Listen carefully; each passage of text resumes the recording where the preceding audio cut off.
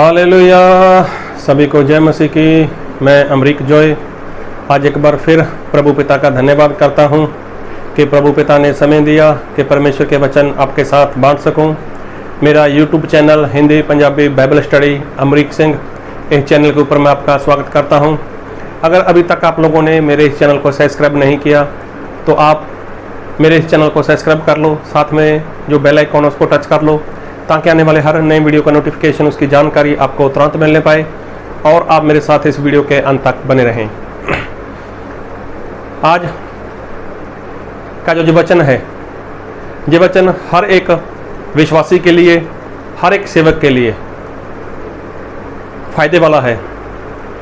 फायदे वाला मतलब उसकी आत्मा की उन्नति के लिए, मतलब इस वचन से उसको बहुत फायदा होने वाला है। अगर वो विश्वासी है, अगर वो एक सेवक है, तो ऐसा क्या है वचन के अंदर, आज क्या परमेश्वर इस वचन से आपसे मुझसे बात करने वाले हैं, तो इस बात को बहुत ध्यान से सुनना। तो मैं ऐसा बोलता हूँ कि दाऊद के लिए बहुत अच्छा हुआ, दाऊद के लिए बहुत अच्छा हुआ कि उसके ऊपर परमेश्वर की ओर से दंड आया, उसको परमेश्वर की ओर से सजा मिली। जी हाँ, अच्छा हुआ कि दाऊद के लिए, ये बात दाऊद के लिए बहुत अच्छी थी कि परमेश्वर ने उसको इसी धरती के ऊपर सजा दी। अच्छा हुआ दाऊद के लिए कि इसी धरती के ऊपर दाऊद को दंड मिला। दंड किस बात का, किस बात की सजा? आप लोग अच्छे से जानते हैं कि दाऊद वो परमेश्वर के बहुत बढ़िया दास हुए, परमेश्वर का पसंद किया हुआ वो व्यक्ति था और परमेश्वर ने उसको इज़राइल प्रजा का राजा बनाया था, उसके लिए उसका अभिषेक किया था और वो राजा बन भी चुका था। लेकिन एक बार ऐसा हुआ कि दाऊद ने अपनी सेना को युद्ध के लिए, लड़ाई के लिए भेज दिया और वो घर पर रह गया। तब ऐसा हुआ कि दाऊद अपने घर की छत के ऊपर वो ऐसे ही टहलने के लिए, ऐसे ही चलने फिरने के लिए वो छत के ऊपर चला गया और क्या देखा कि एक स्त्री के उस ऊपर उसकी नज़र पड़ी और वो स्त्री क्या कर रही थी, वो नहा रही थी। अब नहा रही थी तो दाऊद के अंदर उसके प्रति एक बुरी इच्छा पैदा हो गई। अभी दाऊद राजा था, तो वो तो कुछ भी कर सकता था, तो उसको लगा कि क्यों ना मैं इसको अपने साथ अपने महल में बुला लूँ और इसके साथ मैं कोई संबंध बनाऊँ। तो राजा जो दाऊद था वो कौन सा ऐसा वैसा था, अरे खूबसूरत था, सुंदर था, नौजवान था, जैसा कैसा भी, लेकिन फिर भी तो वो राजा था। तो उसने यही काम किया, उसने उस स्त्री को जो उसी की सेना में एक सैनिक था जिसका नाम था हित्ती उरिय्याह और उसकी पत्नी थी बैतशबा, उसको बुलाया और उसके साथ उसने शारीरिक संबंध बना लिया। और जब वो स्त्री दाऊद के घर से चली गई और उसको पता चला मैं तो गर्भवती हो गई हूँ, मतलब मेरे पेट में तो दाऊद का बच्चा है, तो उसने दाऊद को ये बात का मैसेज दिया कि देखो तुम्हारा बच्चा मेरे पेट के अंदर है। दाऊद बेचैन हो गया कि अब क्या करूं, कैसे करूं, किस तरह से करूं कि ये बात इज़राइल में फैल ना जाए। कुछ भी उसने करने का प्रयत्न किया और सोचो और देखो, तो उसने हित्ती उरिय्याह का भी कई बार उसने चाहा कि हित्ती उरिय्याह अपने घर में जाए, अपनी पत्नी के पास जाए, चाहे एक आधे दिन, एक आधी रात के लिए, 2 दिन के लिए वहाँ पर जाए, लेकिन हित्ती उरिय्याह भी तो अपने स्वामी का वफादार था, अच्छा इंसान था, तो वो चाहे उसको दाऊद बादशाह अपने घर में भेजना चाहता था, लेकिन वो गया ही नहीं। तो फिर दाऊद ने सोचा क्यों ना मैं इसको अपनी पत्नी बना लेता हूँ। उसके बाद उसने क्या किया, एक ऐसी योजना बनाई, ऐसा प्लान बनाया कि उसने हित्ती उरिय्याह को मरवाना चाहा और उसमें वो सफल भी हो गया। उसने हित्ती उरिय्याह का मर्डर करवा दिया और ये बात को चलते हुए काफ़ी समय हो चुका था। ये बात अगर आप चाहो तो दूसरा शमूएल उसका 11 अध्याय, उसके 12 अध्याय में आप अच्छे से पढ़ लेना, आपको पता चल जाएगा। अब तकरीबन इस बात को 1 साल होने को था। दाऊद ने हित्ती उरिया का मर्डर करवाकर उसकी पत्नी बैतशबा को अपनी पत्नी बनाकर अपने घर में रख लिया था। अब तकरीबन 1 साल होने को था। दाऊद को इस बात की कानो कान खबर नहीं है कि उसने गलत कर लिया, उसने गुनाह कर दिया, उसने पाप कर दिया, ऐसा हो गया वैसा हो गया। परमेश्वर इस बात से खुश नहीं है। लेकिन फिर भी दाऊद तो परमेश्वर के साथ उसको लग रहा था मैं अच्छा हूँ, सब कुछ बढ़िया है, सब कुछ चल रहा है। लेकिन परमेश्वर को ये बात बुरी लगी, तो परमेश्वर ने अपने दास नाथान भविष्यवक्ता को उसके पास भेजा। तो जब आप 2 शमूएल 12 अध्याय पढ़ोगे ना, तब आपको पता चलेगा वहाँ पर नाथान नबी जब उसके पास आया तो उसने एक स्टोरी बनाकर बताई, और जो दाऊद था उसका क्रोध उसके ऊपर भटक गया, जिसके विषय में उसने ये स्टोरी बताई।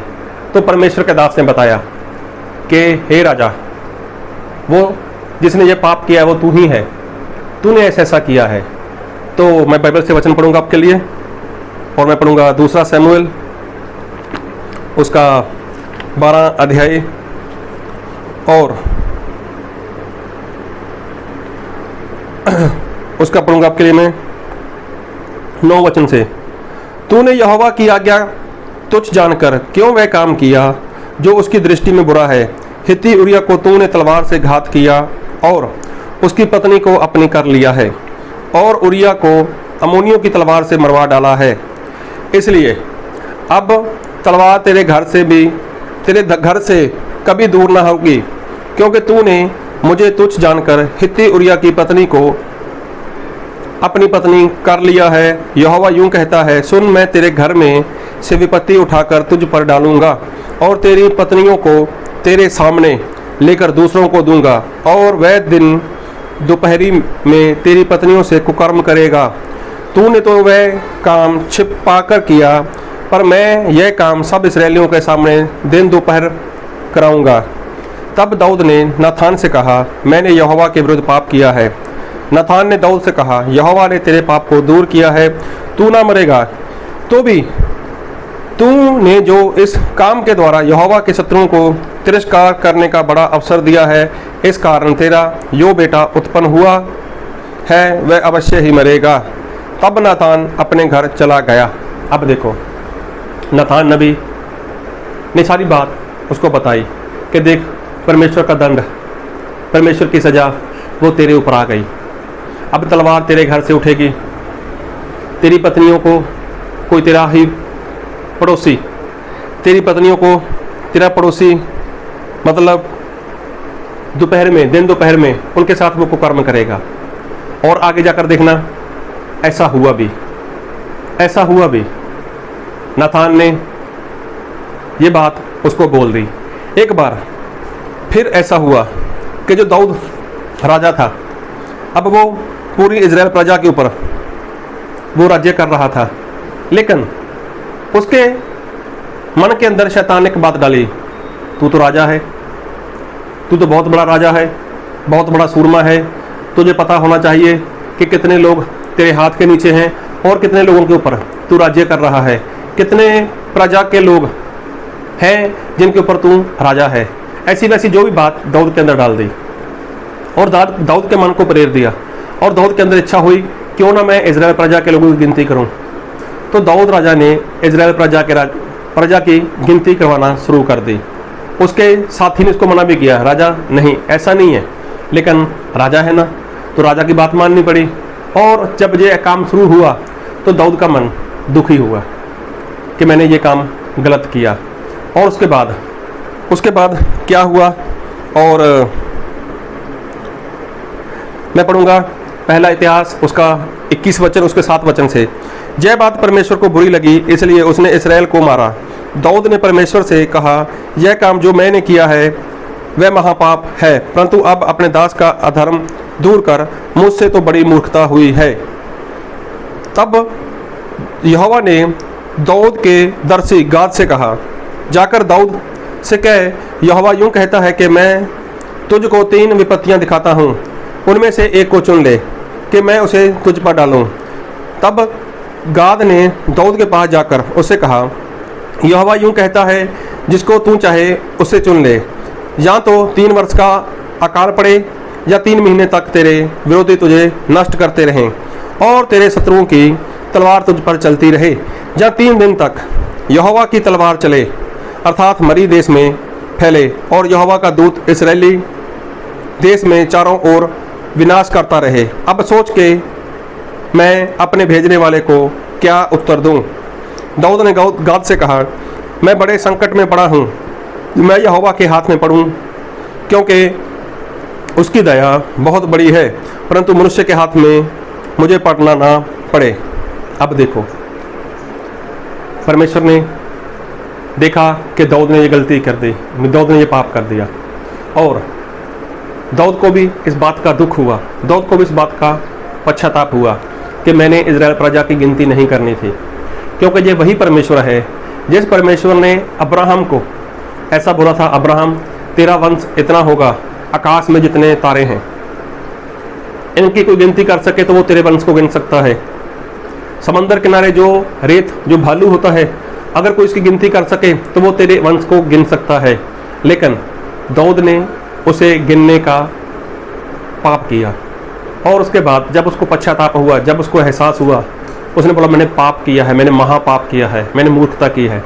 तो परमेश्वर ने अपने दास, अपने दारसी, अपने भविष्यवक्ता, अपने नबी गाद के द्वारा कहला भेजा कि उसके आगे 3 विपत्तियां हैं।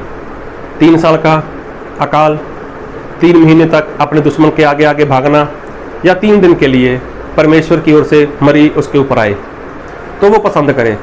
अब दाऊद के पास एक ऑप्शन थी जो उसको पसंद करनी थी, तो वो पसंद क्या करे?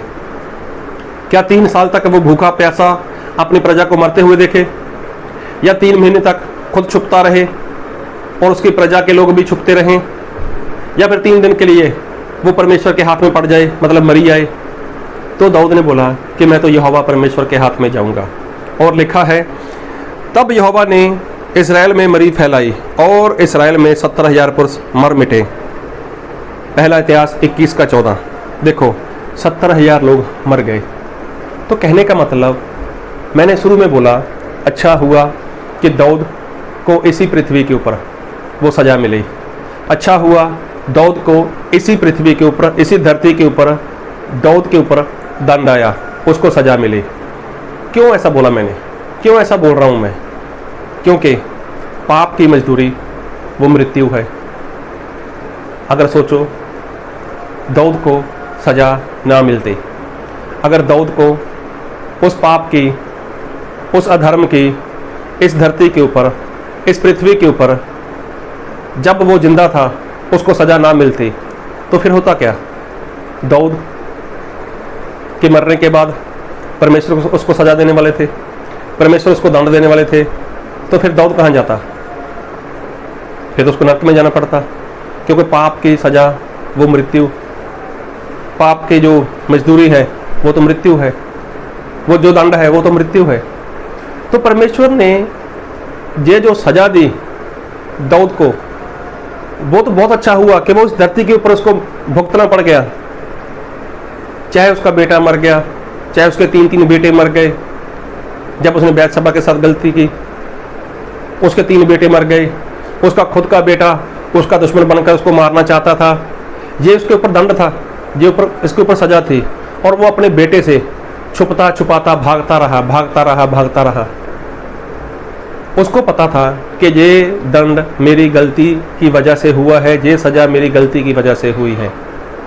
और दाऊद ने, देखो, दाऊद चाहता तो अपने बेटे को कभी का वो ख़त्म कर सकता था, कभी का अपने बेटे को मार सकता था, लेकिन नहीं किया उसने। वो जानता था कि अगर मुझे दंड मिला है, अगर मुझे सज़ा मिली है, तो इसके पीछे मैंने ज़रूर कोई पाप किया है। और वो पाप दाऊद को अच्छे से याद था कि मैंने हित्ती उरिया की पत्नी को अपनी पत्नी करने के लिए मैंने हित्ती उरिया का जो सैनिक था उसका मैंने मर्डर करवा दिया, उसको मैंने मार डाला। और देखो, दाऊद को इसी धरती के ऊपर उसके पाप की सज़ा मिली, इसी धरती के ऊपर उसको दंड मिला।